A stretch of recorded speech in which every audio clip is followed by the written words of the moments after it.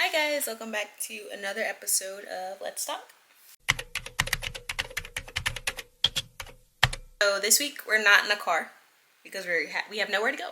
So I don't have to make a video in a car today or this week. Anyways, today's topic for this episode is going to be friendships and boundaries.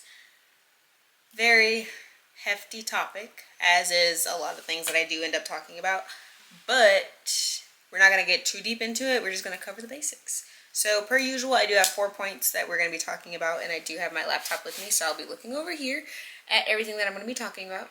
So we're going to go ahead and dive into the first point. Why boundaries matter in friendships. Healthy boundaries protect your peace, time, and emotional energy. Without them, friendships can become draining, one-sided, or even toxic. Unfortunately, I have experienced being drained, one-sided, and toxic friendships.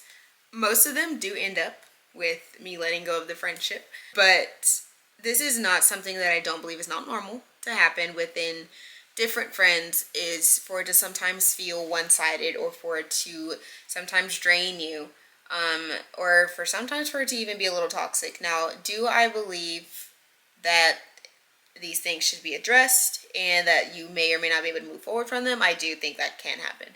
But sometimes, depending on the severity of the issue, it can end in ending a friendship or letting them go or whatever. Boundaries do matter, and it is something that is important in friendships. It's important to establish those things that go beyond your lines, or that go past the things that you're comfortable with, or even some things that may trigger you, depending on previous things that may have happened, or whatever the case may be. It's very important to discuss where those limits are in your friendship, whether it's a person that you've known for forever, or if they're a new person in your life. Whatever the case may be, explaining and putting out there what your no's are is super important, or what those things are that are like, hey, like, this is where I draw the line, or this is where, we don't go when it comes down to us being friends. Like, it's very important to settle those issues and those things very early on in the friendship, so then maybe later on it's not as awkward when it comes to something that may happen where it does cross a line for you, or crosses one of your boundaries, where you're able to have a conversation with the person like, hey, like, this is something that I'm not comfortable with, or this is like a no for me, this is inexcusable, like, it's just a boundary that I have when it comes down to me and my friends. Those conversations can be avoided, and that awkwardness can be avoided if earlier on in your friendship, before you get to those scenarios or those situations where you establish like, hey, this is a no for me, this crosses my lines, boom, bam, bomb. Then takes us into point number 2, which is recognizing when a friendship is unhealthy. Pay attention to the red flags, like constant negativity, lack of respect, or feeling used. Discernment can help you know when to adjust the friendship, distance yourself, or to simply let go. I have also had to adjust, distance, and let go of friendships in my life. And I want to say it's because not I necessarily recognize that the friendship was unhealthy, but that I recognize that I do have a high standard for myself, for who I allow in my life and who I allow to be a part of my life. I don't think that's wrong. I think it's important to have a standard for your friends, just like you'd have a standard for a man that you're going to have in your life. Like, it's equally as important to me to be able to have standards for yourself, things that you don't allow yourself to do, or things that you don't feel comfortable with doing, or whatever the case may be. Those standards are super important, and then they help form the basis of what can be a very healthy relationship, where you don't have to adjust it later on. You don't have to distance yourself from the person. You don't even have to let go of that friendship with that person if these things are addressed ahead of time. I think that discernment in relationships is very important, to be able to discern where someone is in their life, and to even discern like how open to be with some people, because not all of your friends are supposed to be close. Like, some people have friends who you can be like, hey, like, let's go have dinner, and like, y'all have dinner like once a week or whatever, like, y'all are fairly close, like, they're very open to your life, they know what's going on. And then there's the more distant people who are like, you check in on, like, a friend, in this maybe the wrong term, but they can be like a coworker, or what's the other word, like an acquaintance or something like that. Like, everyone in your life, I don't believe is meant to be close. You don't have to like have these super close relationships with all these people that are in your life, you know? Having that discernment is super important to know when to share information, when not to share information, when to open up to a person, when to give advice. Like, discernment is a really big thing when it comes down to friendships, because it's really going to help form the basis of that friendship. It's really going to show like how far this friendship's going to go. Like, all these things do matter. And then we're going to go into point number 3, which is how to communicate boundaries with love. Yes, it is okay to have boundaries. It is okay to express those boundaries. It is not okay to express them harshly. Especially if this is a new friendship, you don't want to kill anything that could be there in a friend before you even begin by being like, okay, listen, I want to be your friend, but like, you can't do this, you can't do that, you can't do this is what's happened in the past, da, da, da, da, da. That's going to immediately be like, you know what, don't want to be friends with that person, cut off, don't even worry about it. Like, we're cool as, you know, I met you once and that's okay with me. Important to find time and use that discernment, like we talked about in point number 2, about knowing when it's okay to bring that up in conversation. Like, hey, like, this is my boundary, this is something that I feel is not something I'm comfortable with, or whatever the case may be. Communicate that properly without coming off as mean or coming off as harsh. Boundaries don't have to be harsh. Learning to say no kindly, explaining your limits honestly, and showing that you value the friendship while also protecting your well-being. No, I feel, is a word that people have said is wrong in friendships, which I believe is 100% not true.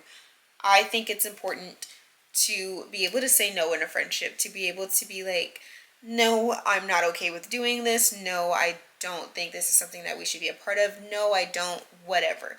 It's very important to know when to say no in friendships, and it's more important to know that it's okay to say no in friendships, because everything doesn't have to be a yes. No, I don't have to be okay to spending time with you every single day, because there needs to be some kind of balance. No, I don't need to always say yes, because what if what I'm saying yes to is going to hurt me later on, or if it's going to be something that I end up compromising my values or my morals for. Like, it's very, very, very okay to say no. And again, I like to basically think of it as kind of like a relationship. This is a relationship that you're forming with someone. You're allowing this person into your life, no matter how deeply you're allowing that person into your life, no matter how personal that experience is going to be with that person. I wouldn't just say yes to anyone about anything, no matter how close I may be to you or how close the person may assume that I am to them.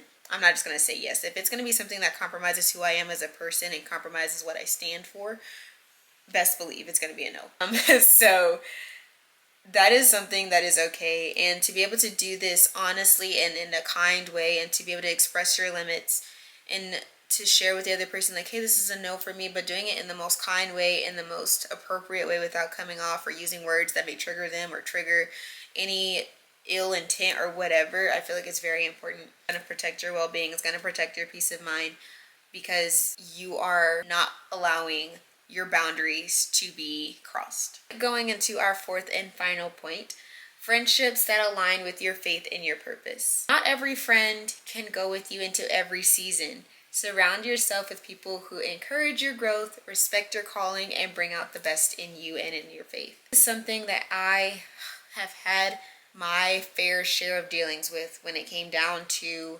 finding friends that align with things that I believe in, or align with what I believe I'm called to, and then the purpose I believe that I have all my life. It's been very hard from middle school into going into the setting of a job where I'm meeting all these people and I'm just wanting to make friends. I'm wanting to find like my place among the people that I was hanging with. Like, I wanted to find friends that believed like I did, so that I wouldn't put myself in a compromising situation where I had to choose between something that goes against my faith and what does go with my faith, which was very hard, because being a 16-year-old trying to find friends when you don't really have that many to begin with, and you're in a setting in the world where you feel like you're trying to find your place and you're wanting people to like you, but without having to compromise your values or compromising what you believe in or what you stand for, it was very hard for me.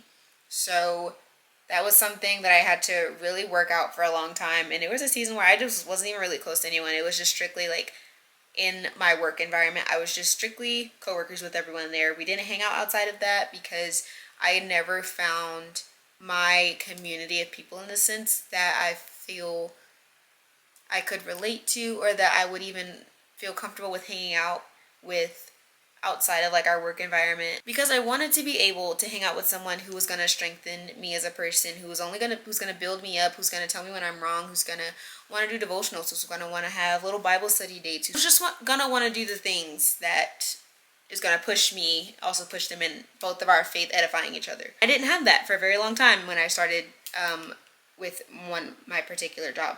So I wanted to surround myself with those kind of people, and that's when I learned that not every friend is there for forever. Some friends are for specific seasons in your life where they're just there to help you get through a particular situation, and that's it. Or they're there to help you get through whatever it is that you're going through, or to help you to get advice from, and then that's strictly it. Like, sometimes that is all that friend may be for in that season, and that is okay. It is okay to not have friends that last 15-20 years, because then there are those people who are going to be there for you that you meet and that are meant to be in your life for these long periods of time. Those are the kind of people that should be there for you without you compromising yourself, the ones who should be able to stand up for you when you're not there, who's able to have your back when your name's being dragged through the mud, whatever the case may be. Like, those are those long-term friends. Those are the ones that are going to be there for you throughout all of these different seasons. So it's very important to recognize that sometimes not all the people that you meet, that you become friends with, are going to be there for the rest of your life, because realistically that's just not true. So it's important to surround yourself with those kind of people who's going to be there to encourage you, to respect you as a person, and to just simply bring out the best in who you are. That is this episode of Let's Talk. I hope this was super helpful. And if you have any questions regarding your friendships or boundaries, or what you may feel is not crossing a line or what is, leave those down in the comments below. I would love to read them. And I hope you have a great rest of your day, and I will see you next week.